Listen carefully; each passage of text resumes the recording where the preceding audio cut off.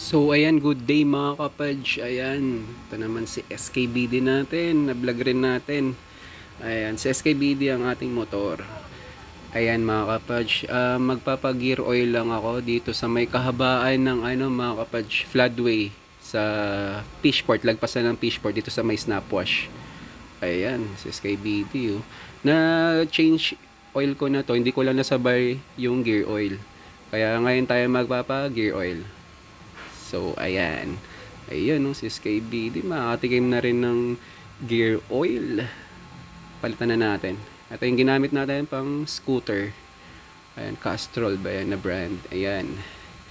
Lalagyan ni Kuya mamaya. Ayan. So, ayan. Tapos pa after nito, paliliguan natin si SKBD.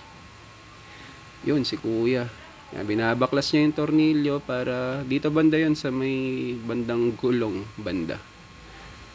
Ayan si Kuya. Yung nag-assist sa atin. Ayan, tinanggal niya na ito yung gear oil. Kailangan palitan lang naman. Sabi naman niya is once na nagpapa-gear oil naman daw, change gear oil. Every twice after ng change oil. Kung baga is 2:1. Ayan, ayan na. Bumagsak na yung oil, yung gear oil. Ayan mga kapadj. Chine-check ni Kuya. Saglit lang naman pala itong mga kapadj. Hindi naman pala ganun kadami itong gear oil na to katulad sa change oil. Ayan, tinatanggalan niya na. So maghihintay lang tayo ng konti dyan.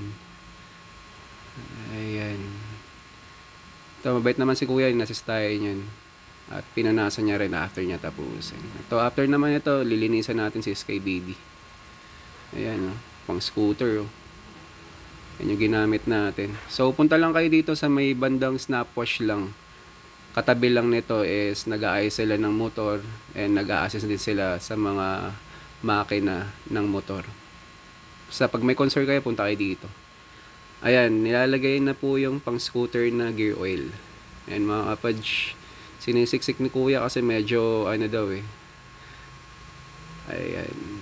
Ayan, pinipiga ni Kuya para mapasok na yung oil na bagong bago na pang scooter. Ayan mga kapadj. Ayan, sabi ni Kuya hindi naman masyadong madumi yung gear oil. Pero twice 2:1 lang. Para pag nakadalawang change oil kayo, yan, palitan nyo na rin gear oil. Para alagaan din natin yung motor natin sa langis. Para naman, syempre ginagamit natin sila para hindi naman maluma at masira agad. Kasi dyan maalagaan ng motor sa pag-aalaga ng langis. Ayan, kinakabit niya na po yung tornilyo. So, kailangan talaga niyan may may washer para hindi rin malaglag or syempre para madikit. Ayan mga kapadj, kinakabit ni Kuya. Medyo madulas kasi alam niyo naman may langis